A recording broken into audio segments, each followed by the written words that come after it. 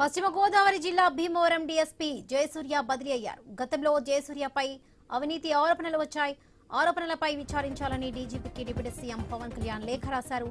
విచారణ జరుగుతున్న సమయంలోనే జయసూర్యను ఆకస్మికంగా బదిలీ చేయడం చర్చనీయాంశంగా మారింది. భీమవరం కొత్త డీఎస్పీగా రఘువీర్ విష్ణు నియామకమయ్యారు.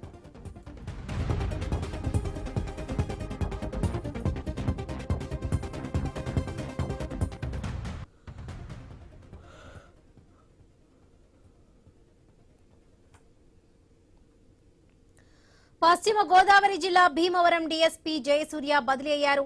గతంలో జయసూర్యపై అవినీతి ఆరోపణలు వచ్చాయి.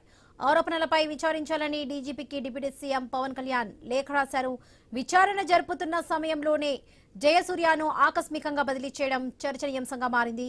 భీమవరం కొత్త డీఎస్పీగా రఘువీర్ విష్ణు నియామకమయ్యారు. రైట్, ఇదే విషయానికి సంబంధించి పూర్తి అప్డేట్స్ మా ప్రతినిధి భార్గవ్ అందిస్తారు. భార్గవ్.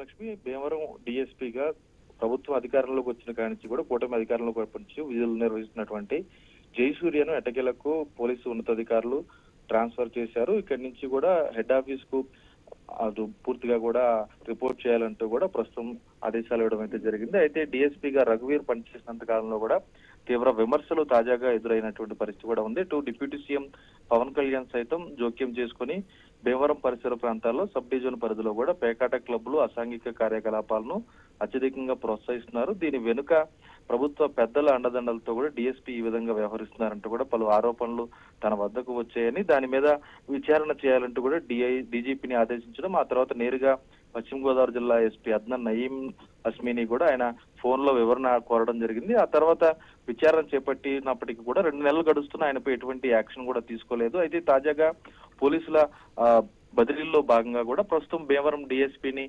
ట్రాన్స్ఫర్ చేయడం అనేది కూడా అప్పుడు చర్చనీయాంశంగా మారింది. పోలీసు వర్గాలతో పాటు పశ్చిమ గోదావరి జిల్లాలో ఉన్న రాజకీయ వర్గాల్లో కూడా ఇది చర్చకు తెరలేపిందని కూడా చెప్పుకోవచ్చు. ఎందుకంటే డీఎస్పీకి అనుకూలంగా డిప్యూటీ స్పీకర్ రఘురామకృష్ణరాజు పలు వ్యాఖ్యలు చేశారు. డీఎస్పీ చాలా మంచి వ్యక్తిని, ఆయన ఇటువంటి తప్పులు పనులు చేయరు అంటూ కూడా ఆయన కితాబు ఇవ్వడం జరిగింది. అలాగే మాజీ ఎమ్మెల్యే గంధి శ్రీనివాస్ కూడా డీఎస్పీకి అనుకూలంగా మాట్లాడడం జరిగింది. ఈ తరుణంలో అటు తాజాగా ఈ విధమైనటువంటి ట్రాన్స్ఫర్ చేస్తూ కొత్త డీఎస్పీని కూడా నియామకం చేస్తూ కూడా ఆదేశాలు ఇచ్చారు. కొత్త డీఎస్పీగా రఘువీర్ విష్ణు భీమవరానికి నియామకం అయినటువంటి పరిస్థితి కూడా ఉంది. Varalakshmi. Right Bhargav, thank you.